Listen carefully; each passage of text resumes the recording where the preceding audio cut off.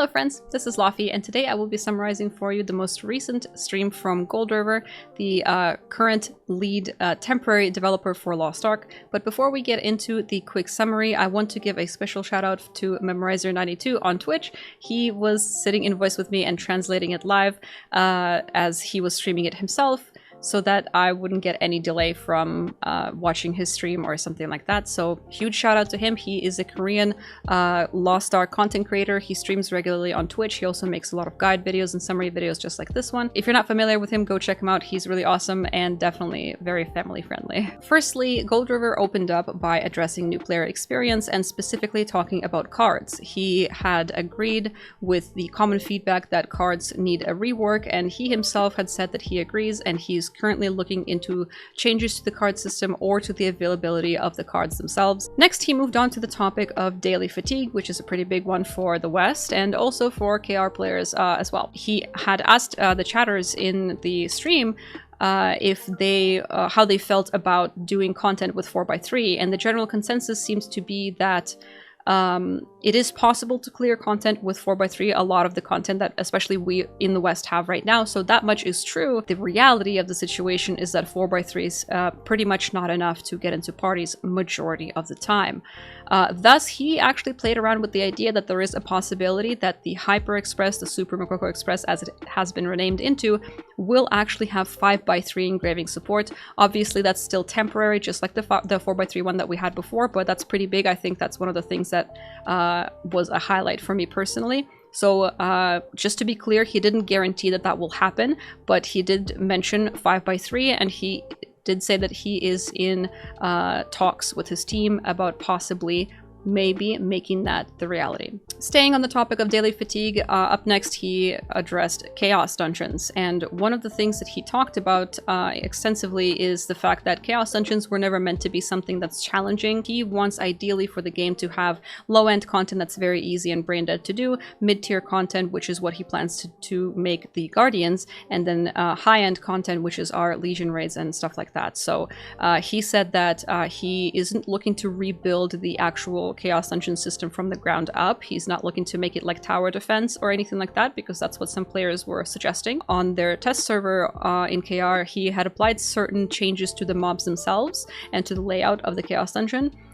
So for example, he had said that they've removed all ranged mobs from the Chaos Dungeon and they made them all aggro on you simultaneously all at once, so you don't have to run around the big map aggroing all of them, and alongside a few other things. So he said that he himself with his own character had gone into these chaos dungeons and tested the before and after, and what he found out is that the new changes decrease the duration of an average chaos dungeon by 25%. So now, even though we are having 2 chaos dungeons still, each chaos dungeon will take 25% less time to complete than they used to before. He talked about how he wants to focus more heavily on the incentive to do chaos dungeons. So he said that he wants to bolster the rewards that you get from the chaos dungeons, and that right now the chaos dungeons are very they're kind of static, so you know exactly what you're going to get when you go into a chaos dungeon, and that's pretty much the reason why you do them, is the stuff that you're guaranteed to get.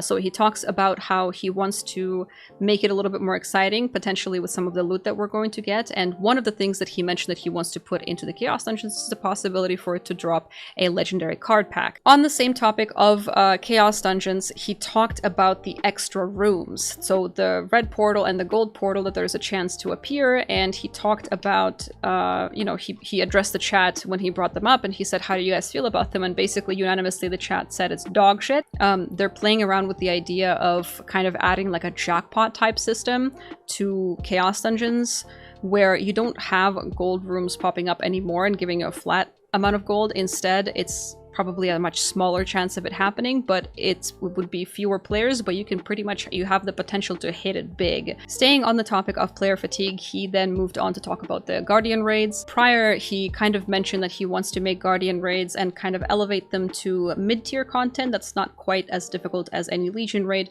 but also not as brain dead to do as a Chaos Dungeon, for example. So he wants to make them weekly content instead of daily content. How often weekly, he's still not sure. He is playing around with the idea of making them once a week as well. He just needs to talk a little bit more to his team and kind of finalize what they're looking to do with them. But that's kind of what he's aiming for. He thinks very confidently that the majority of burnout from players doesn't actually come from the volume of dailies themselves, but from the volume of weekly content that you have to do. So pretty much the 3 raids per character times however many characters you play, up to 6.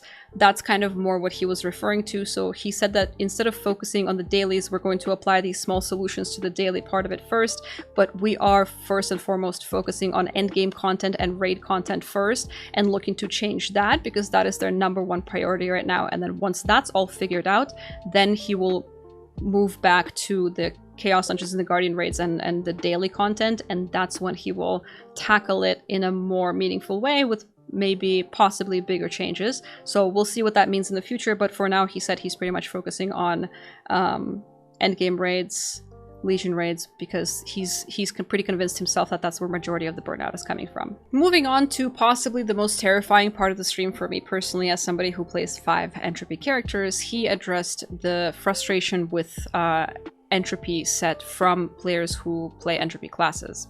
So this is a little bit contextual, so I asked Memorizer to clarify. So pretty much the situation right now in Korea has to do with content that we haven't seen yet. So the Frog Guardian that we don't have yet, and specifically Voldike Raid, which is what's going to come after Akan for us. Majority of the KR player base that plays Entropy is very dissatisfied with the experience that you have on an Entropy character in those 2 pieces of content in Lost Ark. Apparently they're very unforgiving and borderline impossible. And the way he addressed it is that he said he does want to change certain things about entropy, but he's not quite sure what yet.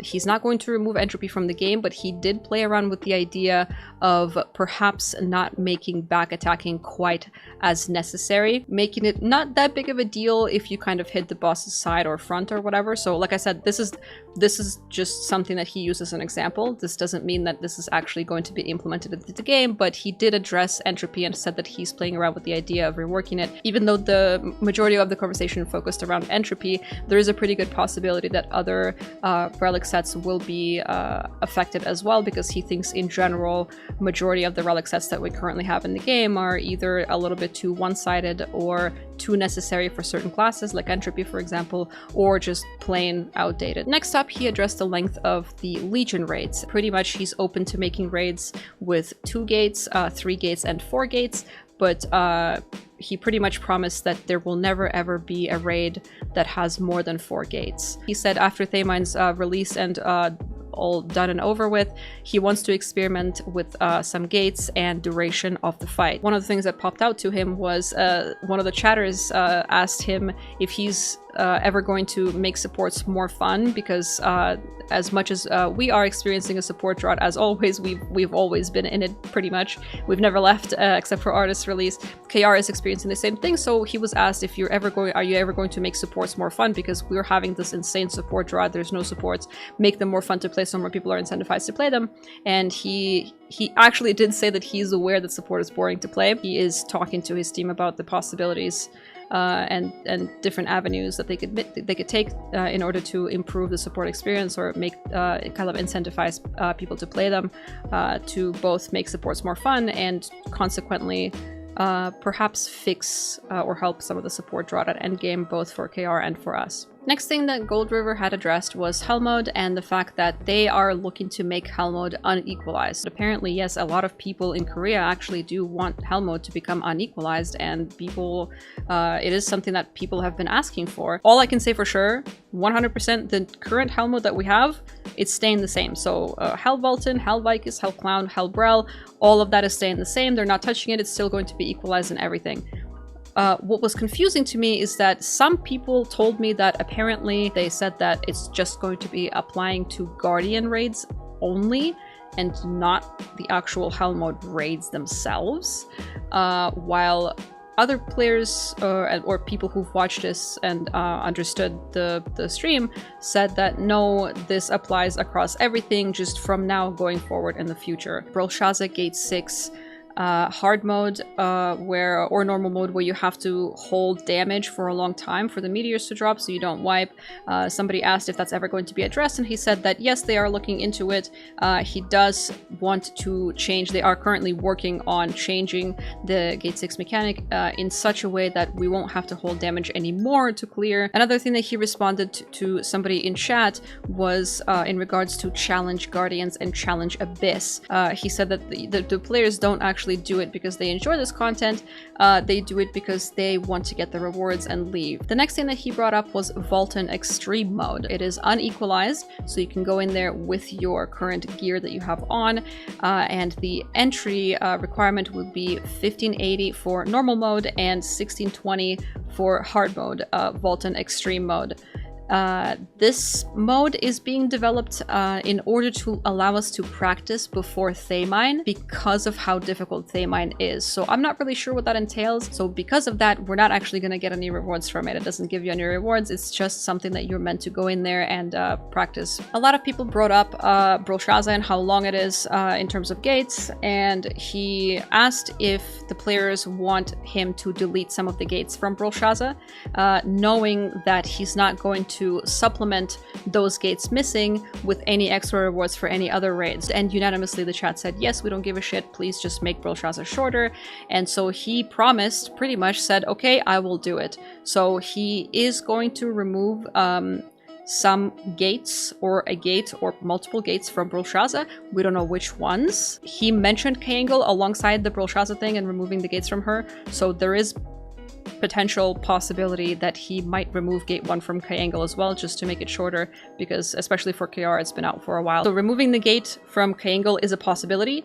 Removing gates from Brel is a promise. He promised that he's going to do it. It's going to happen. 100% it's going to happen. That's what he said. He pretty much thought of a time back in the day when Argos and Areha were the highest content for us that we were doing, and he remembered how party-oriented everything was. The game felt like everybody enjoyed playing in a party together, and if you were a really good player, you were able to kind of carry the raid even though somebody else wasn't able to complete the mechanics. So he was using the last boss of Areha as an example of that. He said that he wants to bring back a feeling of having fun playing together instead of just getting jailed. So even though he didn't say with clear language exactly what he's talking about and how he's going to implement those changes, perhaps in a cautiously hopeful way, that sounds to me like maybe he won't put in as many wipe mechanics into our endgame anymore going forward, because I think that what causes the most jails is exactly being able to wipe the entire raid with 1 or 2 players making a small mistake. So he doesn't want players to look at Lost Ark as something that they just have to get through, and he wants people to enjoy to play together once more like we used to a long time ago. In slightly more minor news, he talked about how they are making a slight change to the liner. So not your own ship, but if you're trying to go from, let's say, Northvern to Arthetine, you would get on the liner right here in the port, and usually you have to wait 10 seconds before the ship actually sails, and you get there, they are removing that 10-second cooldown. So pretty much now, when you walk up to the NPC and choose where you want to go, you will immediately go into the loading screen for that area. He did talk about the 6-character gold lockout limit, and his chat asked him if he could remove it. Gold River said a very hard and very definitive no to that when the game was changed over from Season 1 to Season 2. Initially, they didn't have that limit, so every single character that you had on your roster, be it 12 or 24, could potentially claim gold from as many raids as you'd wanted to, or as it would have gear for. So what people would do is they would just pretty much print gold every single day, all time, every single week, week in and week out. It caused incredible inflation in KR. Gold was pretty much worthless, and they took a long time to recover from that. So this isn't a mistake that Gold River is going to make again, because back then he was still the lead dev when that was the case, and he saw it with his own eyes. It has happened before. He's never going to do it again. That's why he's heavily against it. Minor things. One person brought up increasing roster level. He said, this isn't something I've thought about, but I can bring it up to the team. done. The other thing he talked about is the Third Awakening, because quite a few people brought it up in chat. He said that the Third Awakening will take a little bit longer to work on. That's something we've heard over and over. I think at this point it's going to take a while to finish up, but he did want to let people know that the Third Awakening won't function like your first 2 Awakening do. You're not just going to get a Third Awakening that you can choose from the 3. It's going to be a little bit different. Its functionality isn't going to work the same as the Awakenings that we have right now, and it's going to provide more benefits to your character on top of what already exists. I'm not sure what that means, but that's what he said. And lastly, he talked about scheduled content. So if you think about islands that pop up on a certain timer, people have brought up that, hey, I'm not able to make it to any of those times. Is there any chance that you might rework them? And he was asked this on the spot. This isn't something that they've been working on, but he played around with the idea that maybe there is a possibility they could make like a queue when enough players present their interest or like enter the queue. That's when the island will spawn and the players will be zoned into it. So that's one way he thought about it on the spot, kind of as a way to fix it. He closed off by saying these streams are going to happen. These aren't emergency streams anymore. This one wasn't an emergency stream, and the future ones aren't going to be emergency streams either. These are just kind of touch bases with the community to let us know what they're working on, what they've heard from us, look at the chat, address things in the moment, and be as transparent as possible. So this is part of their promise to be transparent and communicative with the player base for us that they've given us in the actual emergency stream with the 3 developers very recently. After Summer Law on, they promised that they will communicate with the players more and be more transparent. So this is the fruit of that. We see that Gold River has now become a part-time streamer. So thank you very much for watching the video. If you are new here, I stream on Twitch 6 days a week, sometimes even 7 days a week, depending on how much energy I have, but I stream mostly Lost Ark, but I am an MMORPG enjoyer. I try out other games as well, and I really enjoy making content around MMOs, so check me out if you enjoyed this video, and I will see you next time.